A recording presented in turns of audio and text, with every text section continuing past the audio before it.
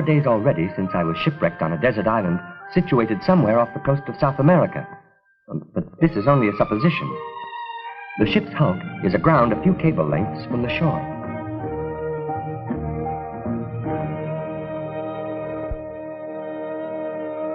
My dog, Dick, seems extremely happy to find himself on solid ground again. Along with my goat, that makes 2 companions on whose friendship I may count.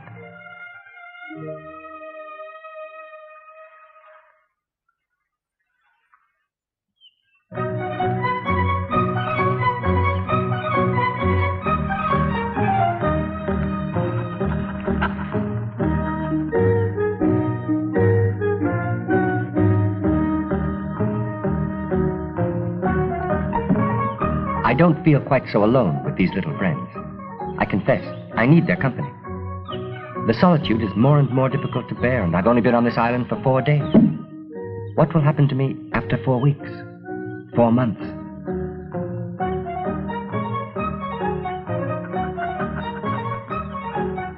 Fortunately, I haven't the time to think about it. I've got to hurry to unload the wreck before it breaks up, which is bound to happen due to the tide and strong currents. I make trip after trip. I tremble every time I set foot on the ship.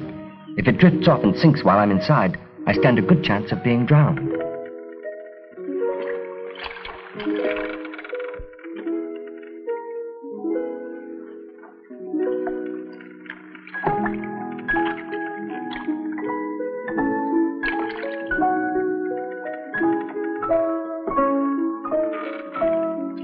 Every time I carry gold on me, I first meet with bad luck, and then with good luck.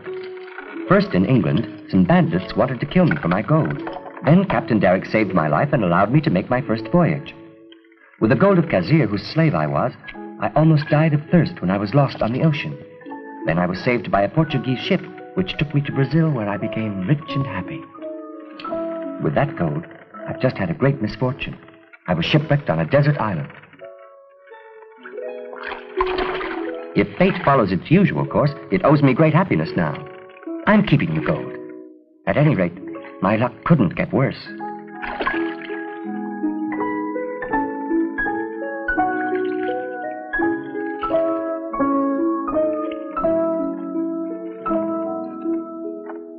Dick prefers to wait for me on the shore. He's permanently disgusted with sailing.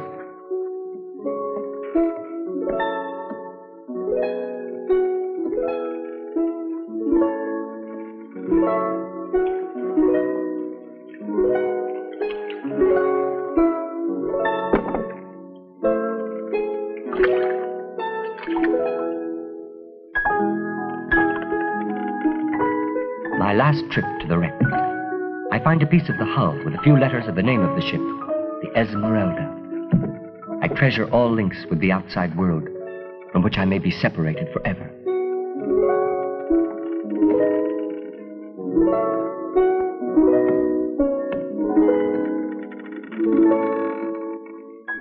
I'm positive I haven't left a bit of string, a scrap of sail, or even a nail on the Esmeralda. I took apart and carried away everything I could. Not a moment too soon. I have no chance of getting off my island on my own. My raft can't be steered, and I would be at the mercy of the winds and the currents. And even if I had a boat, what course would I take? The ship's sexton disappeared in the storm. I have no way of plotting the position of my island. My camp is now cluttered with all sorts of objects. I'll set things in order a little later. I also have to find a safe shelter for the gunpowder and the stores. The thatched roof is only protection from the sun. It may be carried away by the first strong wind. My head swims when I think of all I still have to do. Maybe it's hunger. I'll try hunting. I hope the guns haven't been ruined by the rough treatment they had during the shipwreck. Let's go try it right away.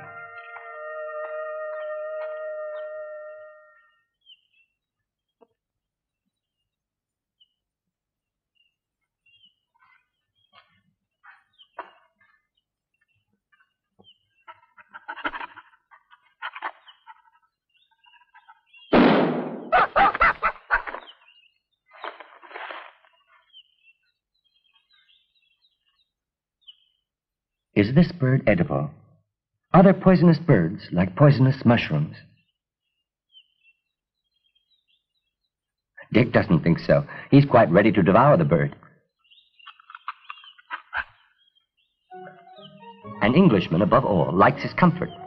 After several nights on the branch of a baobab tree, then on the bare ground, I deserve a good bed.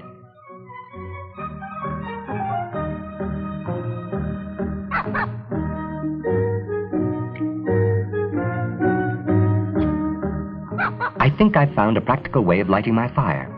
After trying to make a fire by friction and with a flint, and after discovering that the first gives no results and the second requires hard work, I'm going to experiment with my newest discovery: fire by explosion.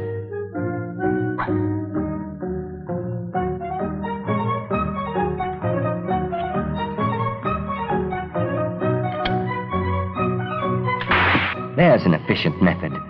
Since my stock of gunpowder is almost inexhaustible, I'll stick to this method from now on. I have enough trouble surviving on my desert island. It would be childish to create difficulties just for the pleasure of it.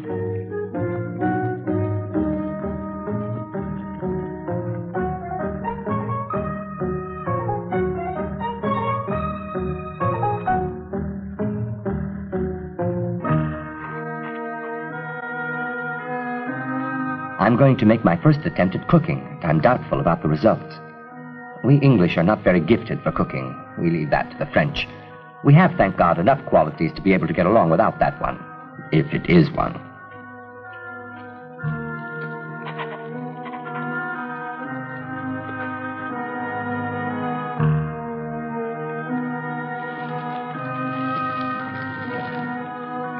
As for Dick, he doesn't seem to have any doubts at all. For him, a roasted bird is always good, no matter what the cook's nationality. And I still don't know if this bird is good to eat. Since there's only one way of finding out, here goes.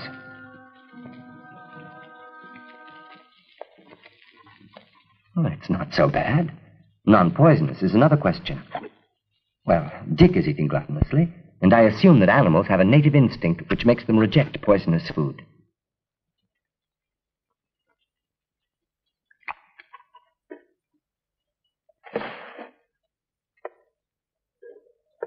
Just in case the flesh of this bird is poisonous, I think it would be wise to drink a glass of brandy as an antidote.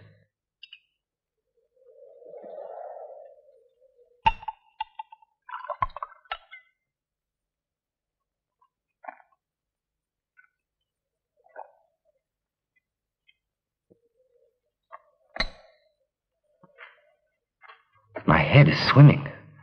Is it the alcohol or the poison? It's the alcohol. Dick, who didn't drink any, seems as lively as ever. But I'd like to be sure. No use. If I'm poisoned, it's already too late. I believe it's fatigue that's making my head swim. This evening, my solitude weighs more heavily on me than ever.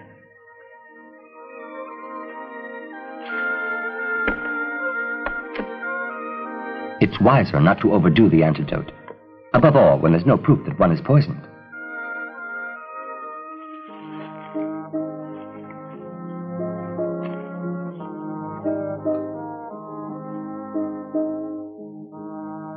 I've experienced so much since my arrival on the island that it would be better for me to go to bed right away.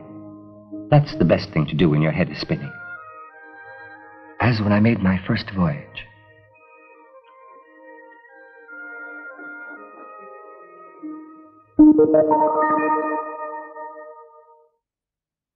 I had come to the port of Hull mainly to meet Willie, a childhood friend. He was already sailing. The very evening his ship got back to port, I was lucky enough to meet him. Willie! Robinson! What are you doing here, huh? I left my father and I want to go to sea. Yeah, why don't you come with me? I'm going to London on my uncle's schooner. It won't cost you a penny. You think he'll let me go too? Well, if he suspects you've just run away from home, he won't. Too bad you're not a seaman. My uncle assembled his crew yesterday at the last minute, and he'd have taken you on. Yes, but I'm not a seaman, alas. No, but you could try to pretend. But how? Dress like one. When are you sailing? Tomorrow.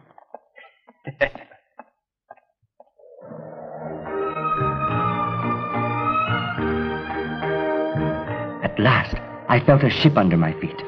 The world was mine.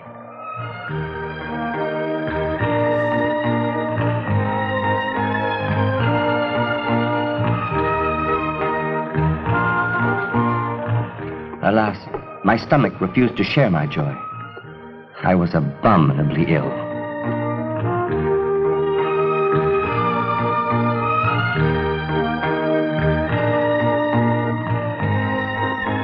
Well, if you're trying to be conspicuous, you've succeeded. I told you to stay out of sight. Why did you have to go walking on the bridge and right under my uncle's nose? I had to explain what you're doing on board. He's furious. He's decided to put you ashore at our next port. He's right. He's a wonderful man. What's the matter? Oh, I don't feel well. It's on account of this horrible rough weather. What horrible rough weather? This is just a little breeze. We're hardly out of port. What will you say when we're on the open sea? I'll tell them to bring you some food. Oh, no. Oh, don't speak to me about food. My poor Robinson. He'll never be a sailor.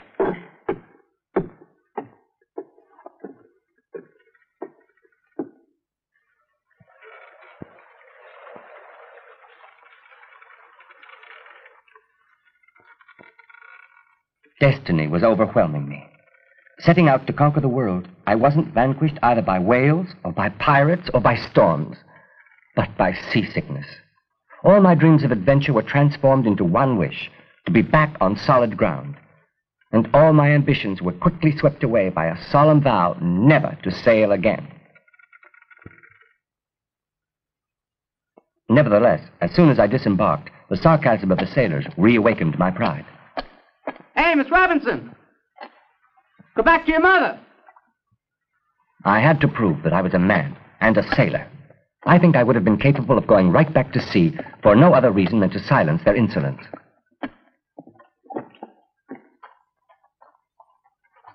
Just the same, I deemed it wiser to return to solid ground and to go back to my inn.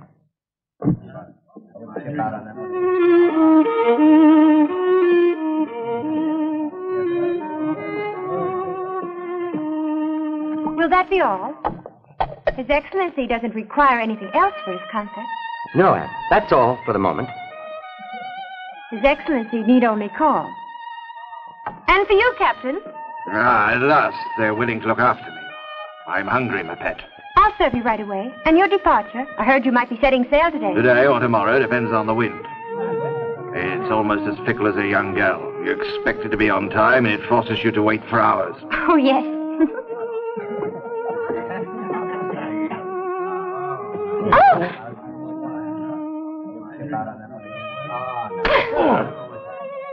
When are you starting out, Captain? I'll know in a few hours. How old are you? 18, sir. My name is Crusoe. Robinson Crusoe, from York. And where are you heading for? The usual route. Guinea. Guinea? The Ivory Coast? Hmm? Will you take me, Captain? Are you really so anxious to leave tomorrow? I can pay for my passage. To Guinea? You bring me some wine, Anne. Yes, Captain. Look. I've got money. Can you play that somewhere else? If my music doesn't please you, Captain. I don't run a ship for my pleasure, my young friend. But let me give you some advice. I wouldn't go showing off my money like that. Many a man has been found with a knife in his back for less than that. It would be a real pity. So young.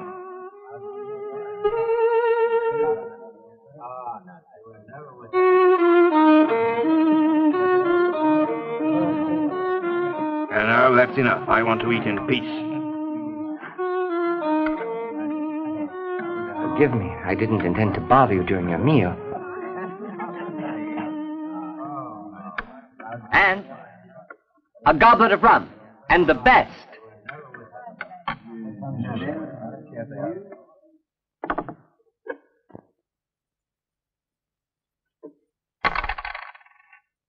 She was pretty, that little servant. When I left, her eyes were sad. But I refused to pay any attention to it. I only thought of leaving.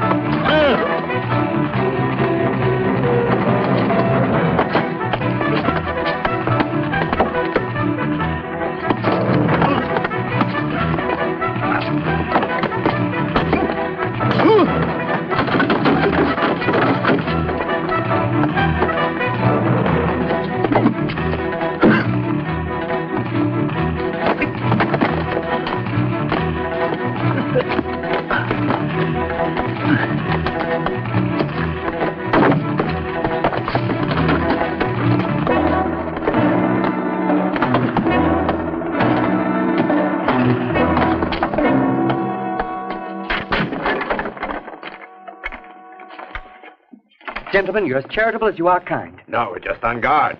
Guarding what? The port? My thanks. We're just doing our duty. I'm poor. We wouldn't take a thing, sir. Always at your service. My purse.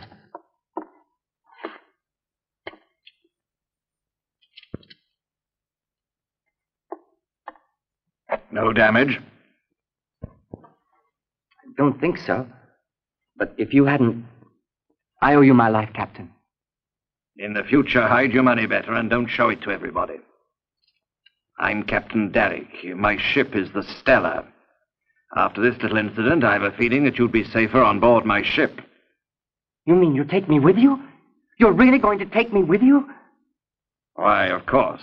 Take my word, you're going to like Guinea. Oh, I'll never be able to thank you, Captain.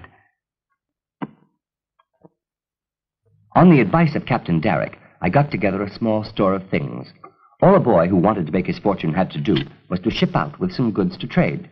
On the African coast, he was sure to exchange them for ivory, gold, and precious stones. It is in this manner that the benefits of civilization are spread.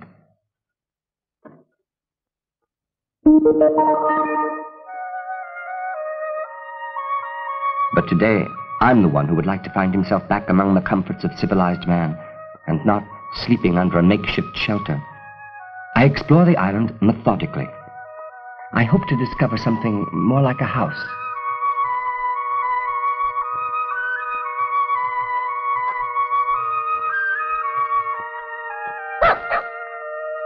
Why is Dick stopping? It looks as though he's sniffing something interesting. I hope it isn't the wild beast I've feared meeting ever since my arrival on the island. A cave. Dick seems to indicate that it's inhabited. I'd better proceed cautiously. Something's there. An animal or a man. Harmless or dangerous.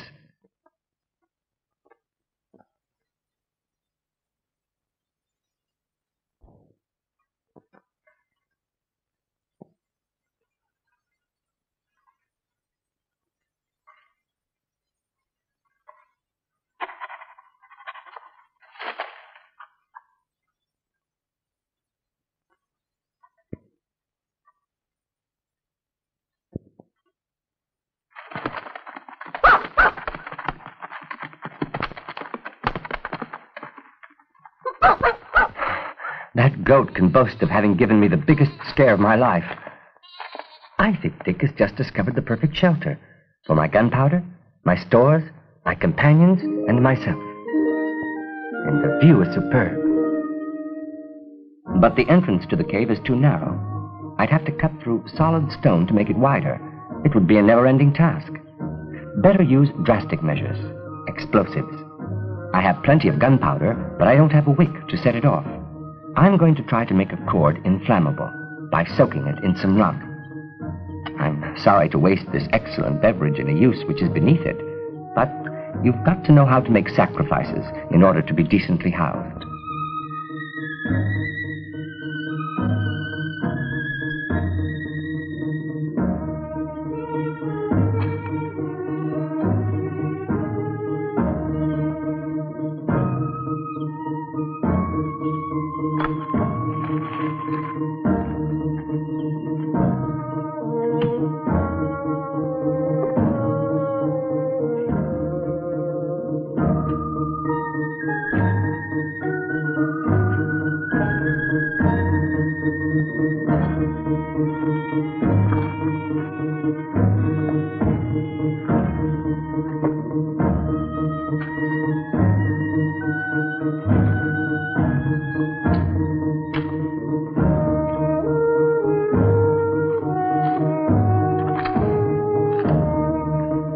I carefully prepare the explosive. Luckily, I remember the lessons Captain Derrick gave me when he taught me to fire a cannon.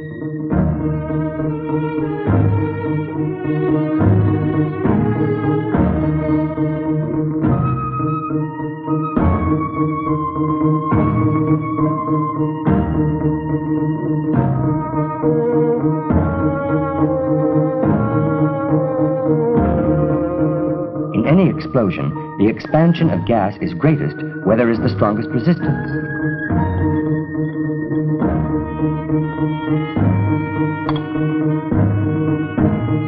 Therefore, I pack the explosive well with large stones.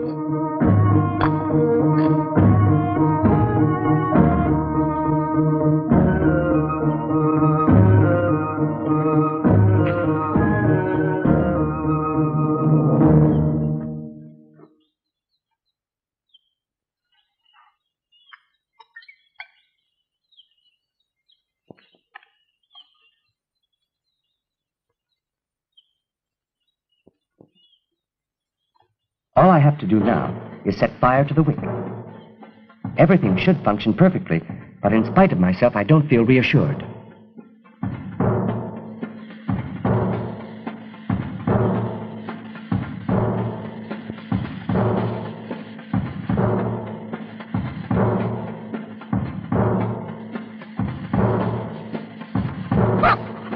Dick! Here, Dick! Here, Dick! Dick!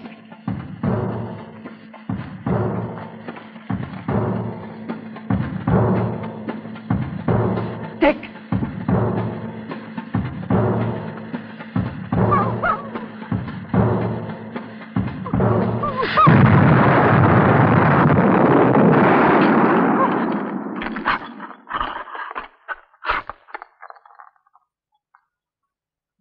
Well, you can at least be thankful.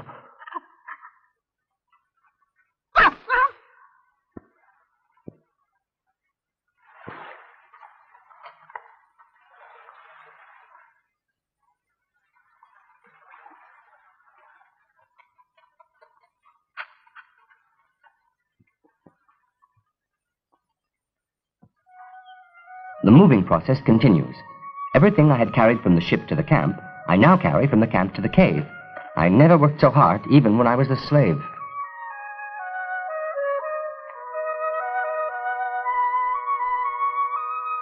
Heaven sends me a reward in the form of a new companion.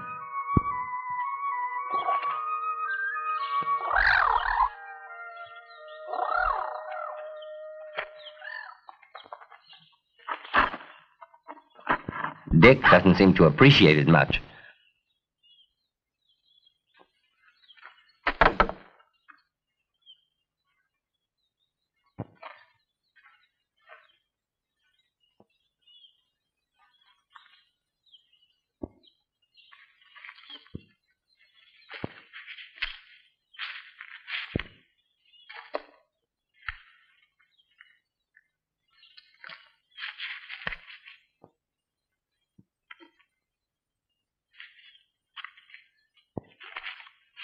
He doesn't seem to like my grains of corn. Undoubtedly, he never tasted them before. I'd like very much to tame him. How can I keep this third companion that the good Lord has sent me?